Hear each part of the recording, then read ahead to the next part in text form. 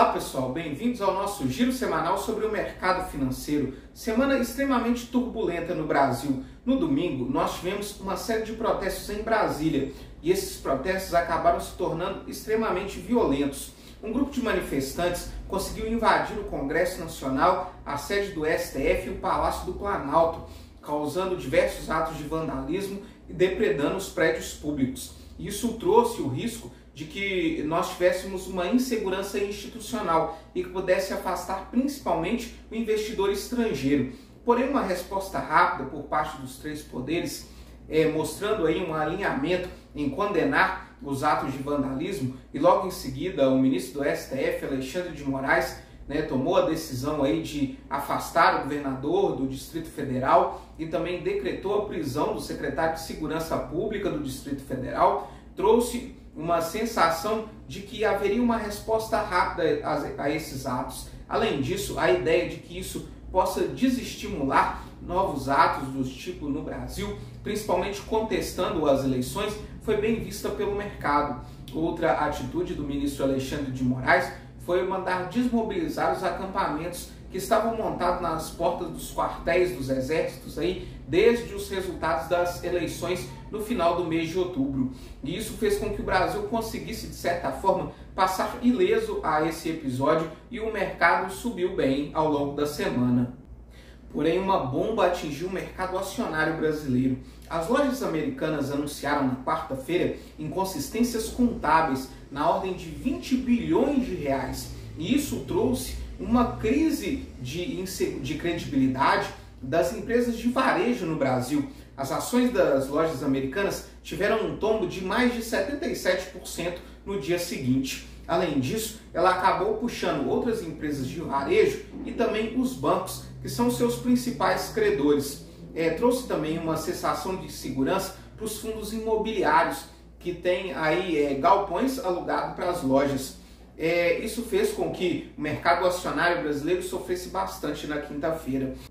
O CEO da companhia, juntamente com o diretor para a relação com os investidores, pediram demissão logo após esse episódio. Logo depois, a companhia informou à justiça que possui dívidas na ordem de 40 bilhões de reais e que provavelmente o caminho aí deva ser que as lojas americanas devam pedir recuperação judicial. Mesmo com tudo isso, o nosso Ibovespa encerra essa semana com uma alta de 1,79%. Já o dólar caiu forte, caiu 2,48%. Encerra essa semana cotado aos R$ 5,10, na mínima para a moeda americana desde o início do ano. Nossa Bolsa de Valores foi ajudada principalmente pelas bolsas internacionais, que tiveram um forte desempenho, principalmente as bolsas dos Estados Unidos. Além disso, o processo de reabertura da China, consolidado ao longo dessa semana, e as medidas de estímulos imobiliários do país asiático ajudaram bastante. O preço das commodities subiu bastante no mercado internacional. O petróleo subiu 8,67% essa semana e o barril Brent, referência para a Petrobras, encerra cotado aos $86,28. Já o minério de ferro subiu 7,17%, encerra com a tonelada cotado aos $128. Nós tivemos ainda a divulgação do nosso IPCA, que teve uma alta em dezembro de 0,62%. A inflação oficial do ano de 2022 encerra com uma alta de 5,79%, acima do teto da meta de inflação, que era de 5%. Na carta enviada pelo presidente do Banco Central ao ministro da Fazenda, explicando os motivos pelos quais a inflação encerrou o ano acima do teto da meta, ele traz como resquícios da inflação do ano anterior, que fechou acima de 10%. E além disso, a persistência da alta do preço dos combustíveis no início do ano, causado pela guerra da Rússia, e também problemas em função da pandemia da Covid-19. O que chama a atenção nessa carta aberta é que o presidente do Banco Central, ele já informou que para o próximo ano, 2023, a inflação, segundo as projeções do Boletim Focus, já está acima do teto da meta, já está acima de 5%. O teto da meta para esse ano de 2023 é de 4,75%. Nós tivemos ainda a divulgação das vendas do varejo, que caiu 0,6%, o volume de serviços, que permaneceu estável no mês de dezembro, e o nosso IBC-BR, que teve uma queda de 0,55%, caindo mais daquilo que era esperado pelo mercado. Isso mostra que a economia brasileira já dá sinais de desaceleração devido à alta taxa de juros. Visando dar sinais de normalidade ao funcionamento do governo, o ministro da Fazenda, Fernando Haddad, anunciou essa semana uma série de medidas econômicas visando aí diminuir o déficit projetado para o ano de 2023. Entre essas medidas está o programa Litígio Zero, que busca aí a renegociação de dívidas tributárias no moldes do antigo refis que nós já tivemos. Também tem parte que busca aí o corte de despesas na ordem de 50 bilhões de reais, principalmente a partir da revisão dos contratos atuais de todos os ministérios.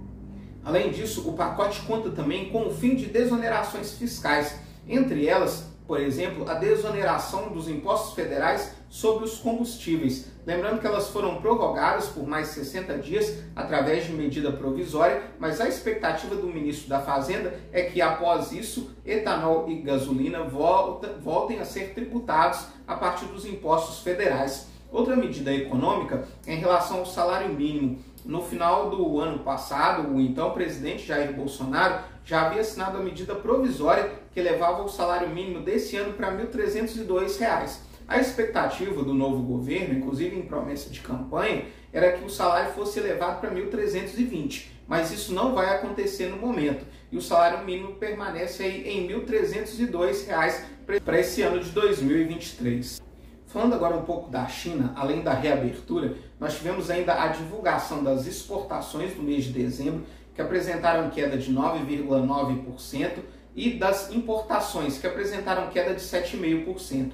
Apesar da queda, ela veio abaixo daquilo que era esperado pelo mercado, que esperava uma queda maior.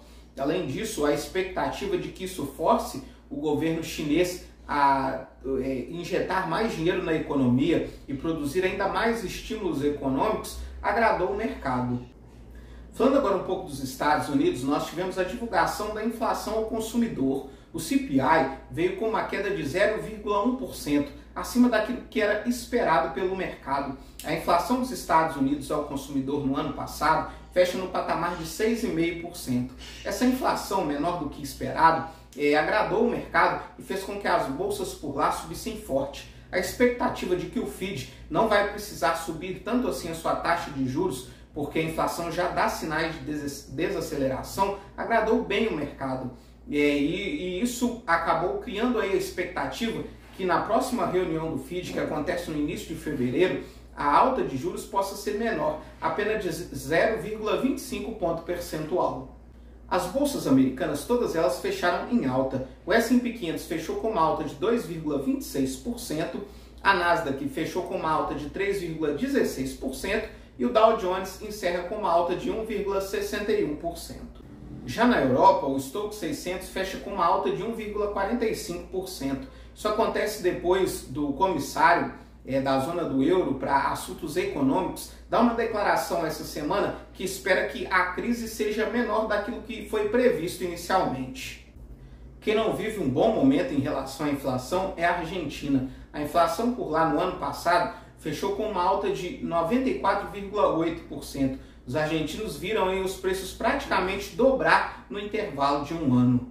O pacote econômico anunciado pelo ministro da Fazenda, Fernando Haddad, trouxe uma expectativa de um melhor controle das contas públicas. Isso ajudou bastante a renda fixa. O DI para janeiro de 24 teve uma queda de 0,08 pontos percentuais e encerra essa semana cotado a 13,44%. Já a carteira de títulos públicos subiu bem. O IMA geral teve uma alta de 1,11%. Já os pré-fixados e RFM encerra essa semana com uma alta de 1,47%. Para a semana que vem nós temos a divulgação do PIB da China, além dos dados de inflação do Japão e da zona do euro. Temos também a divulgação da taxa de desemprego do Reino Unido. Aqui no Brasil nós vamos ter a divulgação da taxa de desemprego. Nós continuamos observando também os desdobramentos em relação aos protestos que aconteceram em Brasília no último domingo e também em relação às lojas americanas, como vai se dar aí os próximos passos da empresa varejista e principalmente como isso vai afetar o mercado acionário brasileiro como um todo. Muito obrigado e até a próxima semana.